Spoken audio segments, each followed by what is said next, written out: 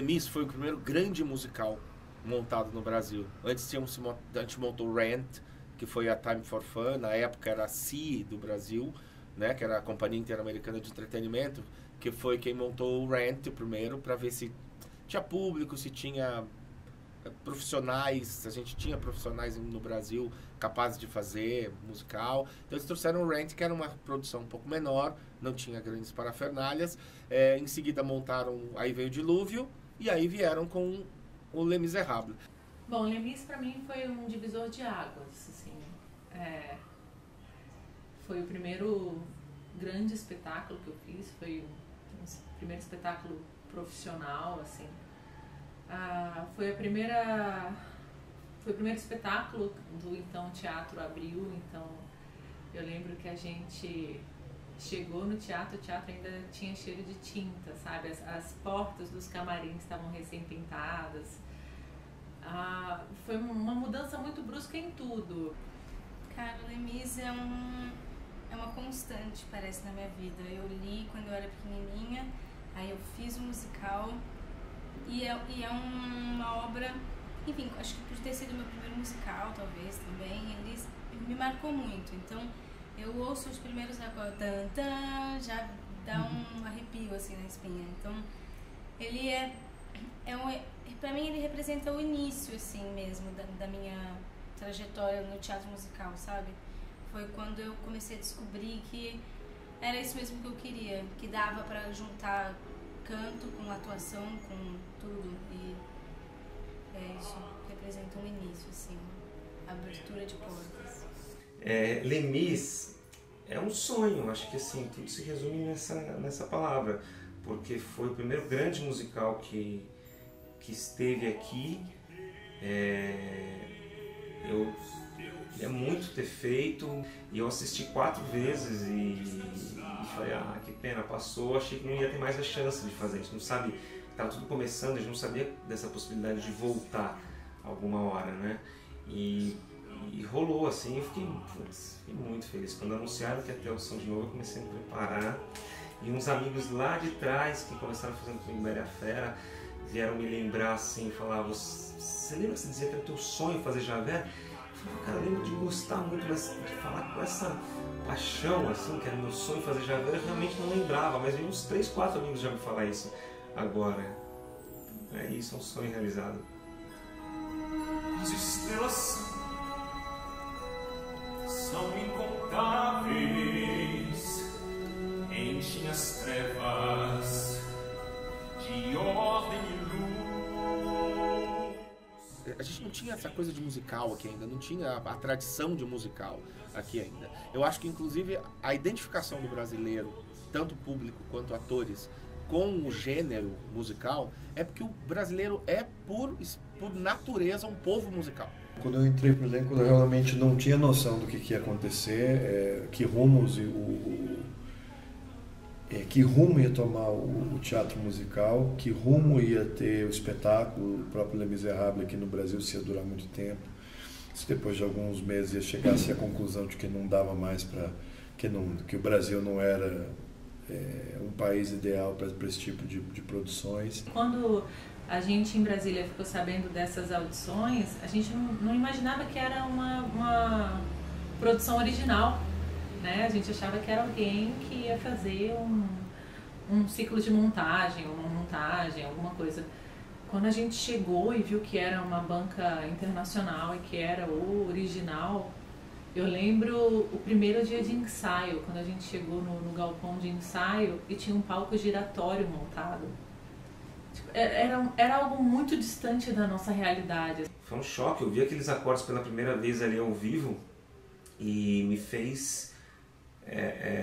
eu já tinha entrado nesse universo, mas com o Les Mis eu decidi que era isso que eu queria fazer na minha vida.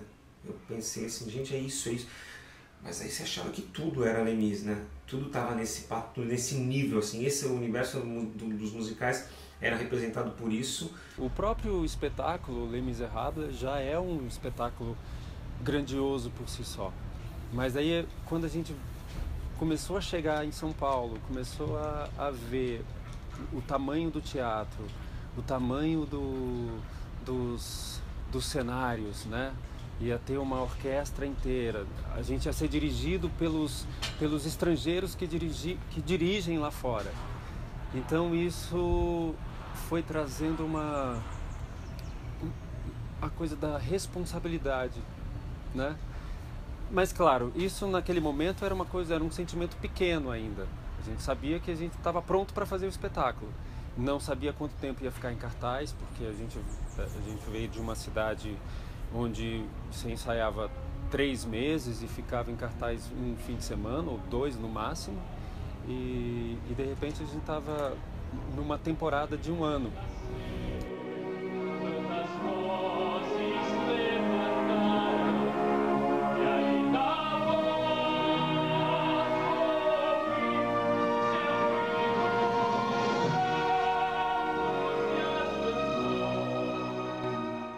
Olha, em Brasília a gente tinha um grupo, né, uma companhia de musicais que era dirigida pelo Marconi Araújo, e era um grupo de pesquisa, de estudo. A gente fazia alguns espetáculos em Brasília, algumas coisas, mas nada profissional nesse sentido de ter um salário, de ter um... A gente fazia, estudava, montava um espetáculo para apresentar em um fim de semana. Então a gente tinha uma sede muito grande de trabalhar com isso, mas não existia, né? Então na hora que pintou a audição, falei, vamos lá, vamos fazer, vamos ver no que dá. Era meio que uma brincadeira, né? Quase que eu perdi o teste, inclusive, porque eu achava que era...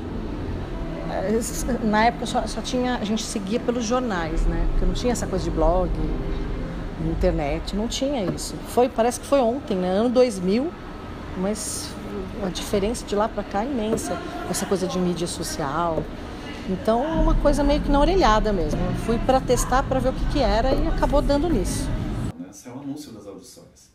E eu fiquei curioso, eu falei assim, virei, Cristina, me prepara, vamos preparar uma música, porque eu queria fazer o teste desse espetáculo para ver como é que é teste de uma produção grande. Eu não fui para passar, não fui para entrar, não fui para nada. E olha, pode parecer balela, mas não era. Imagina, eu era um Zé Mané, não entendia nada de musical.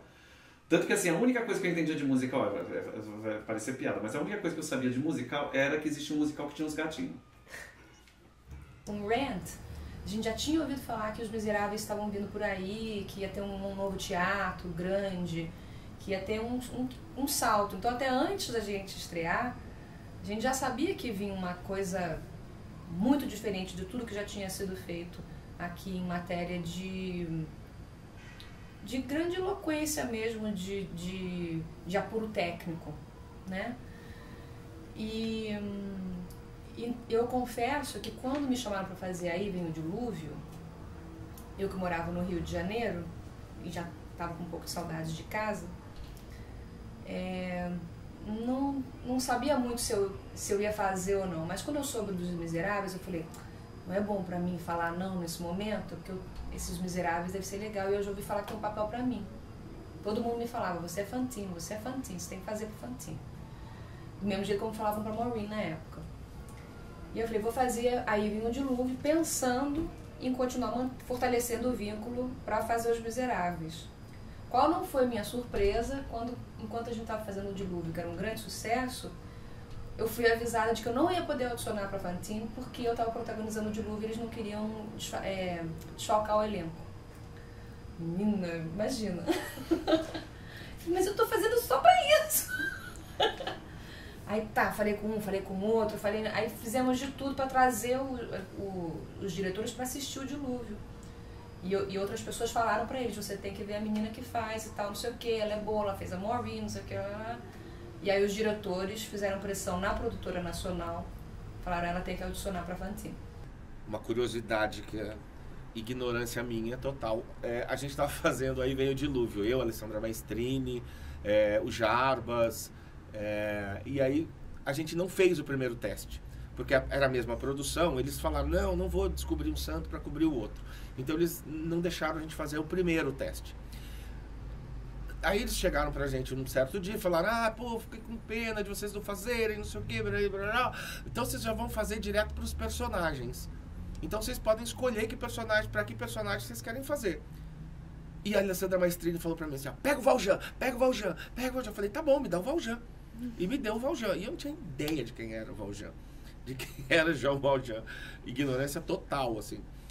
E ensaiei as 2 músicas que eles pediram e fui cantar. Eu acho que isso também me ajudou a não ficar tão nervoso, né? Porque como eu não sabia quem era, qual era a importância dele na história e essa coisa toda, eu acho que foi mais tranquilo fazer o teste do que, né, a responsabilidade de fazer o Jean Valjean, que hoje eu sei quem é. Quando a gente soube que ia ver Lemis, a gente só conhecia o On My Own, né? On My Own, pretending he's beside. Enfim, que a Tânia Maia cantava no Pocket Broadway. A Tânia Maia é do Oswaldo Montenegro, uma cantora que não dá pra aguentar. Ela cantava, a gente chorava, ela cantava, a gente chorava. E aí, a gente soube que vinha Lemis. Apareceu no jornal. A audição de Les Misérables. E eu já tinha feito o teste pro Rent, não tinha passado, mas eu estava no caso de Cazuza. E aí eu liguei para uma amiga minha, a Mariana Elizabetsky, que estava fazendo um pocket com a gente e fazia casas também. Eu falei assim, Mari, conta pra mim, vai ter a audição de Lemis. Eu falei assim, puta, Lemis, cara, é do On My Own. Ah, é do On My Own, ah, legal. Você pode me contar mais ou menos a história? E ela começou a contar a história do Jean Valjean e tal, que tinha roubado um pão, e babá, até chegar, porque eu não sabia, muito louco, né? A gente não sabia o contexto do On My Own, até chegar na história da Eponine. Eu, no meio da conversa que eu tava tendo com ela, eu já comecei a chorar. Eu chorava assim, Mariana, eu quero fazer essa peça, Eu disse, vai fazer teste e tal.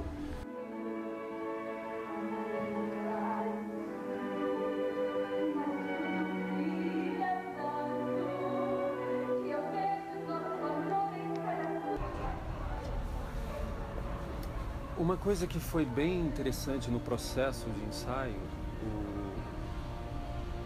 parece que os ingleses, eles passam, pelo menos lá naquela época, à medida que a gente ia lendo, no ensaio a gente ia lendo trechos do livro, né?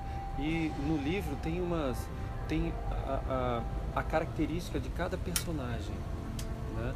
O Victor Hugo, ele escreveu muito detalhadamente cada personagem, tanto psicologicamente quanto fisicamente. E à medida que os ingleses iam lendo o livro pra a gente percebia que a gente se olhava, se entreolhava e falava, gente, sou eu isso. Esse personagem sou eu, ou esse personagem é o Saulo, ou é o Léo, ou é a Sara, de características tanto físicas quanto emocionais. Então a gente percebeu, com isso a gente tira que no teste eles viam muito isso. Já no próprio teste eles já tinham um olhar, tanto uma sensibilidade de perceber, né, o ator fisicamente e emocionalmente. Durante os ensaios, eu às vezes tinha uma dificuldade de conseguir entregar o tanto de emoção que eu gostaria de entregar da personagem no solo dela e ao mesmo tempo o tanto de apuro vocal, né? Então sem uma coisa machucar a outra.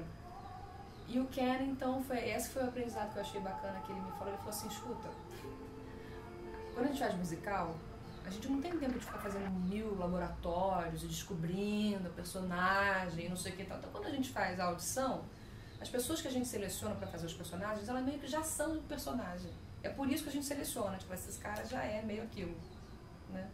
Então, você fique tranquila que você já é a Fantine. A gente viu que você é a Fantine. Simplesmente cante. Não se preocupe tanto em construir, em entregar, cante o texto. Eu duvido que se você simplesmente prestar atenção na letra que você está cantando, se der conta de que você que está cantando isso, você não se emocione e assim também não emociona o público. E dito e feito, saindo desse comentário, eu fui fazer a cena e falou, cante, simplesmente cante a música. Faça, cante, como se você estivesse falando, cante. Aí saiu tanto o choro quanto a voz que precisava realmente ser liberada de estar tentando controlar um pouquinho demais como a cena corria. O processo deles de trabalho era de sentar, ler o livro, de profundidade mesmo, sabe? Eles queriam ter base, a gente precisava de base para montar aquele espetáculo. Não só chegar lá e obedecer marca, como muita gente acha que é. Não, a gente pesquisou bastante, a gente lia, e até hoje eles têm essa cultura. Isso foi legal de ver, que foi igual, não se perdeu isso. Depois de 17 anos, isso não se perdeu, e é uma coisa do Lemis mesmo, de pesquisar, de ir a fundo. Porque nessa segunda montagem, as crianças participam mais, elas têm outras pequenas participações, né? Na primeira montagem, não. Cosette era Cosette, Eponine era Eponine, e era isso. A gente só entrava para fazer aquela cena. Então, a gente tinha que conciliar a escola, enfim, a vida de uma criança, né? Então, o horário, a carga horária era bem menor do que a dos adultos. E então, a gente meio que chegava quando as coisas já estavam construídas e aí colocavam a gente ali dentro, assim, sabe? Pra não exigir demais, né?